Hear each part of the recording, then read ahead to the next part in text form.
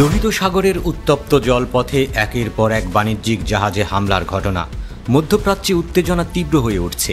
ঠিক সেই সময় ইয়েমেনের উপকূলীয় জুকার দ্বীপে নতুন এক রহস্যময় বিমান ঘাঁটির নির্মাণ আন্তর্জাতিক মহলে আলোড়ন তুলেছে।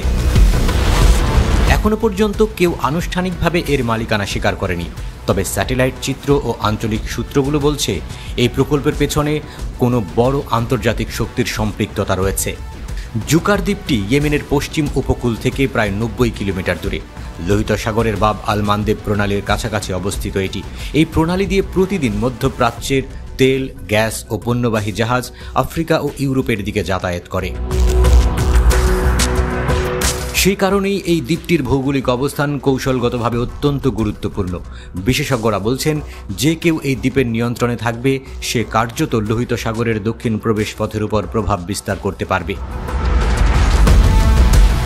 সাম্প্রতিক স্যাটেলাইট ছবিতে দেখা গেছে, জুকার দ্বীপে প্রায় 2 কিলোমিটার দীর্ঘ একটি রানওয়ে নির্মাণের কাজ প্রায় শেষ পর্যায়ে।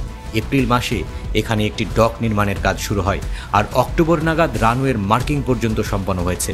এমন দ্রুত অগ্রগতি দেখে বিশ্লেষকরা মনে করছেন, এটি কোনো স্থানীয় উদ্যোগ নয়, বরং প্রযুক্তি ও অর্থের যোগান দিচ্ছে আঞ্চলিক বা বৈশ্বিক কোনো শক্তি। তবে কে এই ঘাঁটির নির্মাতা সেটি এখনও রহস্য।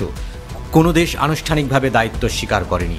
তবু আন্তর্জাতিক গণমাধ্যমের প্রতিবেদন বলছে, সংযুক্ত আরব আমিরাত ঘনিষ্ঠ কিছু প্রতিষ্ঠান এই প্রকল্পে অর্থায়ন করেছে। বর্তমানে দ্বীপটি নিয়ন্ত্রণ করছেন ইয়েমেনের সাবেক প্রেসিডেন্ট আলী আবদুল্লাহ সালেহের ভাতিজা তারেক সালেহ। তিনি আমিরাত সমর্থিত বাহিনীর নেতৃত্বে রয়েছেন।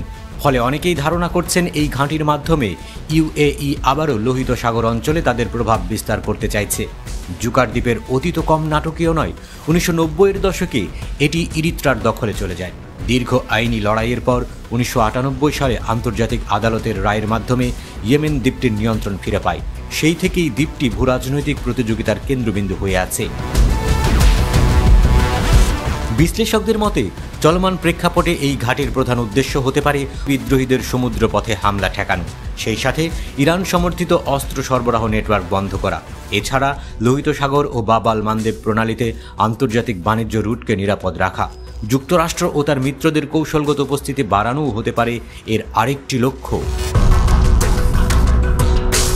যদি এই বিমান ঘাঁটি সম্পূর্ণভাবে চালু হয়, তবে তা শুধু ইয়েমেন নয়, পুরো লোহিত সাগর অঞ্চল ও আফ্রিকার পূর্ব উপকূলের নিরাপত্তা ভারসাম্যে বড় পরিবর্তন আনতে পারে।